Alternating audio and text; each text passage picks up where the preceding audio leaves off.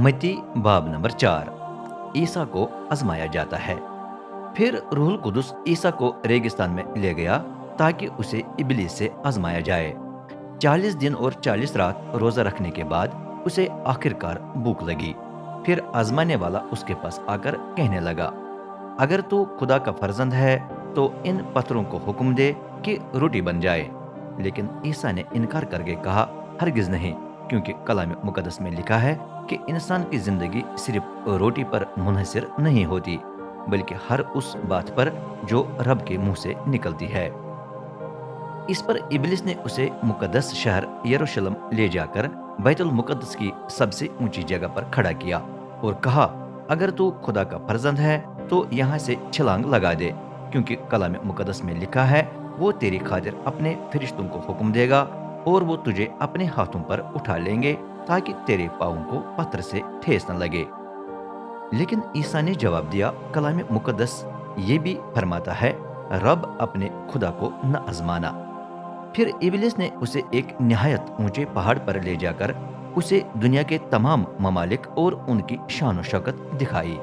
वो बोला, ये सब कुछ मैं तुझे दे दूंगा, शर्त यह है कि तू गिरकर मुझे सजदा करे।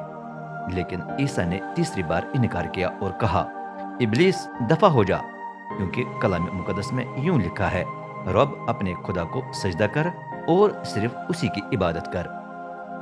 इस पर इब्लिस उसे छोड़कर चला गया और फरिश्ते आकर उसकी खिदमत करने लगे। गुलेल में ईसा की खिदमत का आगाज। जब ईसा को खबर मिली कि यहया को जेल में डाल दिया गया है तो वो वहां से चला गया और गुलेल में आया।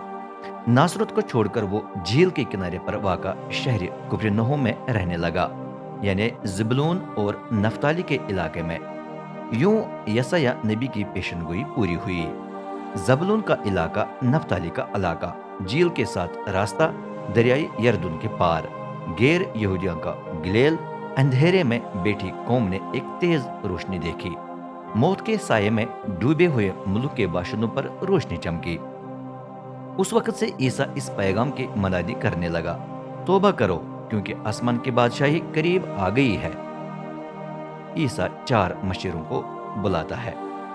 एक दिन जब ईसा गुलेल की झील के किनारे किनारे चल रहा था तो उसने 2 भाइयों को देखा, शमऊन जो पतरस भी कहलाता था और इंद्रियास को। वो पानी में जाल डाल रहे थे क्योंकि वो माहीगीर थे।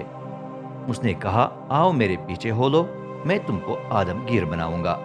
ये सुनते ही वो अपने जालों को छोड़कर उसके पीछे हो लिए।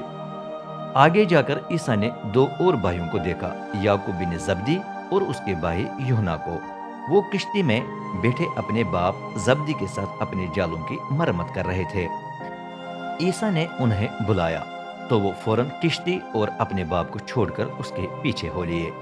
और ईसा गुलेल के पूरे इलाके में फिरता रहा। जहां भी वो जाता वो यहूदी इबादत खानों में तालीम देता, बादशाही की खुशखबरी सुनाता और हर किस्म की बीमारी और इलालत से शिफा देता है। उसकी खबर मुल्क शाम के कोने कोने तक पहुंच गई और लोग अपने तमाम मरीजों को उसके पास लाने लगे। किस्म किस्म की बीमारियों तले दबे लोग, ऐसे जो शदीद दर्द का शिकार थे, बद रूहों की गिरफ्त में मुब्तला, मिर्गी वाले और फालिज ज़दा, गर्ज जो भी आया, ईसा ने उसे शफा बख्शी। गुलेल, दिकपुलुस, यरूशलेम, यहूदिया और दरियाई यरदुन के पार के इलाके से बड़े बड़े हुजूम उसके पीछे चलते रहे।